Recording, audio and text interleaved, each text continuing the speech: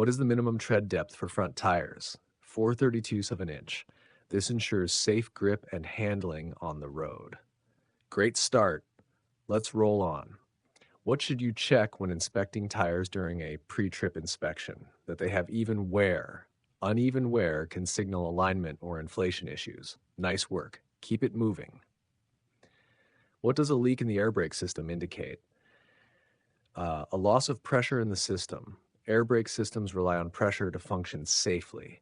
Onward to the next. When should you use your low beam headlights? Whenever you can. They improve visibility without blinding other drivers. Keep it up. Here comes another. What is a hazard?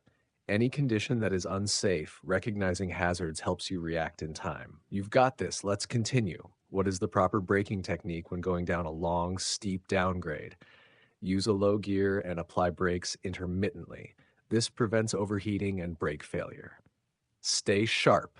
Next question. What should you do if your vehicle gets stuck on a railroad highway crossing? Get out and move away from the tracks. Your safety is the top priority in that situation. Let's power through.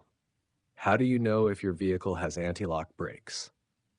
A yellow ABS malfunction lamp on the dashboard. It lights up when you start the engine to indicate the system is working. Moving right along. What is the purpose of an escape ramp? To stop runaway vehicles safely. They're placed in areas where brake failure is more likely. Stay focused. Next up. What should you do before driving if you are drowsy? Get some sleep. Fatigue affects reaction time and decision making. Let's push ahead. Next. What is the proper way to use a fire extinguisher? Aim at the base of the fire and sweep side to side. This technique cuts off the fire at its source. Fantastic. Moving on. What is the minimum tread depth for rear tires? 2/32 of an inch. That's the legal minimum to maintain control on the road. Keep pace. Next. What is the correct way to check your following distance? Use the 1 second per 10 feet rule. It helps ensure you have enough time to stop safely. Next one. Here we go. What should you do when confronted with an aggressive driver? Avoid eye contact and give them space. Engaging can escalate the situation. Onward, stay cool. What is the proper way to handle a tire blowout? Hold the steering wheel firmly and stay off the brake. This helps you stay in control until the vehicle slows down. Excellent. Next. What is the purpose of the air compressor in an air brake system? To pump air into the air storage tanks. The compressor keeps the system pressurized for safe braking. Let's roll forward. What is the function of the governor in an air brake system? Controls when the air compressor pumps air into the storage tanks. It maintains proper pressure in the brake system. Keep it going. Next. What should you do if the low air pressure warning comes on? Stop and safely park the vehicle as soon as possible. Low air pressure can lead to brake failure. Stay alert. Onward. What is the purpose of the dual air brake system? Provides a backup in case one system fails. It increases reliability and safety.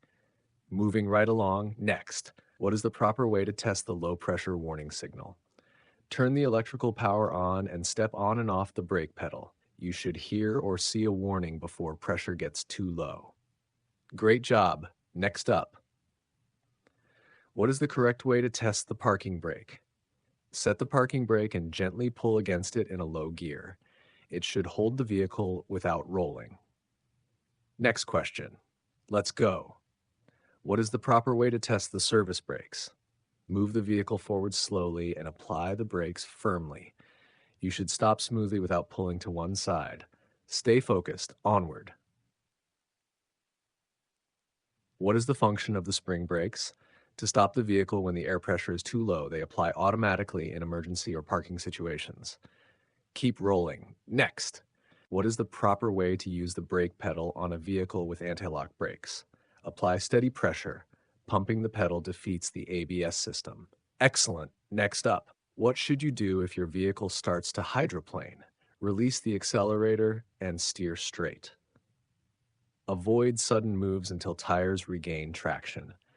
Great response. Onward. What is the proper way to handle a skid? Steer in the direction you want the vehicle to go.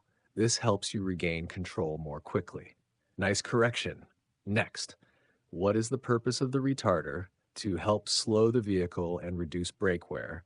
It provides supplemental slowing power. Stay sharp. Next question. When should you turn off the retarder? On slippery roads, it can cause skids if used on low traction surfaces. Onward. Keep going. What is the proper way to handle a front tire failure? Hold the steering wheel firmly and stay off the brake. Maintain control until you can safely slow. Fantastic. Next, what is the proper way to handle a rear tire failure? Hold the steering wheel firmly and stay off the brake. Gradually slow and steer straight until you stop. Great work. Let's continue. What is the purpose of the cargo securement rules? To prevent cargo from shifting or falling off the vehicle. Proper securement keeps loads stable and roads safe. Moving right along, next. What is the minimum number of tie-downs required for a 20-foot load? 2. This ensures the cargo remains secure during transit. Next one. Here we go. What is the proper way to inspect cargo? Check the cargo and its securement within the first 50 miles and every 150 miles thereafter. Regular checks prevent shifting and hazards. Stay vigilant. Onward. What is the purpose of the header board? To protect the driver from shifting cargo. It acts as a barrier between load and cab. Great insight. Next, what is the proper way to handle a fire in the cargo area? Pull off the road and notify emergency services. Don't fight large fires yourself. Call professionals. Stay safe. Next. What is the proper way to handle a fire in the engine compartment? Pull off the road, turn off the engine, and use a fire extinguisher. Cut fuel and electrical sources before extinguishing. Excellent. Moving on.